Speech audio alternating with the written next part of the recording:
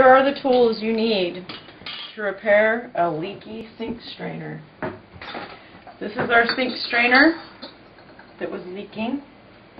We've taken it out. We'll be using some plumber's putty, a rubber washer, got our wrench here, and you may need some needle nose pliers, or I prefer to use these pliers. So, as you can see, we've taken it out. We put our bucket under there and disconnected our water connection, so we've got access. And now we're just going to make ready the sink strainer with the putty and the washer and put it back together. Okay, so now we've got our part out, our strainer, and now I'm just making the putty that will go around the hole there in the sink that will go between the strainer and the sink. The putty will sit in there like that. So, you want to go ahead and make sure you don't get it too thick, but you don't want it so thin that it's not going to hold up for you. So you make a little ring like that, and then if you want to fit it on the hole, and it's okay to get a little bit over on the edges because that just makes sure that you've got a good seal. And then once you've got that on, you'll put your sink strainer down in there and twist it on. Putty will ooze out everywhere, and you'll just have to scrape it off with your finger.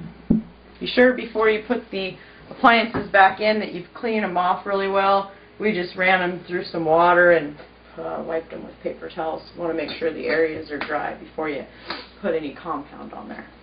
Okay, so now we'll set this in here.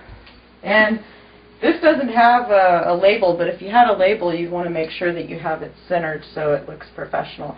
So you may want to decide which way you want your holes to go, because you're going to be looking at them for the next several years as long as everything works out right. And you just push it down, give it some real firm pressure in there. Now that you've got it set in there, you want to take your finger and remove the extra putty around the edge. Try to make a nice clean line in there. I'm going to go ahead and work on this for a while and see if I can get that to be a little smoother. I don't want to look at that for years, but we'll go down below and show you. Just take off the excess around the bottom too, so that when you put your rubber washer on, you've got a clean seal and it's not bumping up against pieces of putty that would inhibit it from making a good tight seal.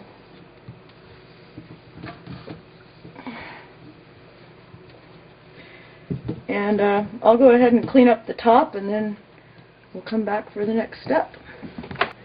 So you take your ring, your tightening bolt, and you put your rubber seal over that, and then you just hand tighten it very carefully so you don't move the fixture. And then once you get it hand tightened, you're going to use your wrench here, and you'll want to use some pliers in the top to hold the strainer in place while you tighten underneath. So it's going to be a two-person job, unless you've got really long arms and an eyeball that sticks out of your head and that can go up and over the countertop to see what you're doing. A lot of videos will just show the putty application alone. I like to use the rubber seal just as an extra safeguard, because this sink breaking really was a frustrating situation, and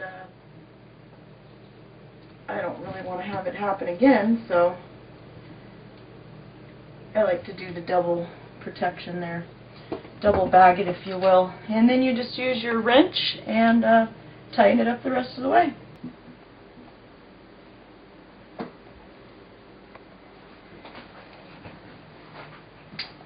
Okay, so when you've got your helper down there tightening it, basically you just take your pliers and hold on to the bottom of the strainer.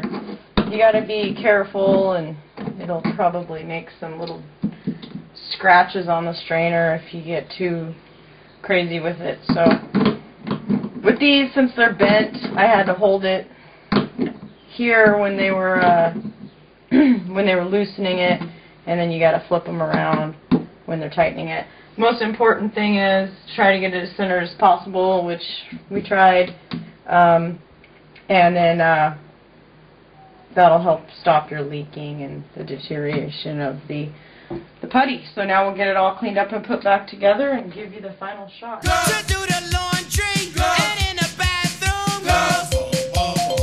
That's all I really want is go. 2 at a time I want go.